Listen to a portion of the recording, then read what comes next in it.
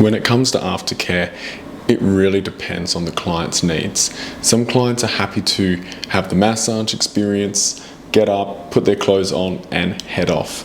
But what I've had to learn is I've really been able to center my own energy after the experience so that I can sense what kind of energy they're giving back. Are they in a daze? Are they upset, like crying from this experience? And usually when they do cry, it's happy tears at the end. If they cry before, it's usually sad tears.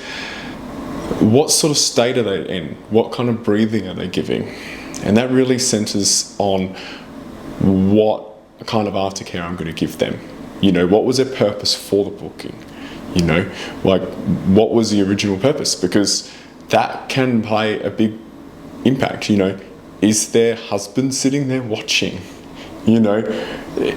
So it really comes from that. So anywhere from them getting up, putting their clothes on, heading home, to half an hour of holding them, hugging them, patting their hair, getting them to breathe better.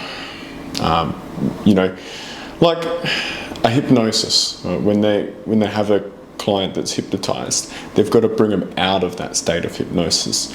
This isn't necessarily being hypnotized, but you're in that unworldly state of like endorphins and groundedness and emotion and feelings and just so many different things that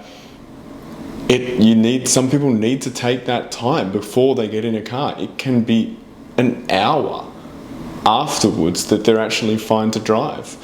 Like I wouldn't recommend anyone that's a trauma client having this kind of experience, it's changed their life or whatnot, and they have all these emotions and feelings, and just to get up and walk out, like you couldn't do that.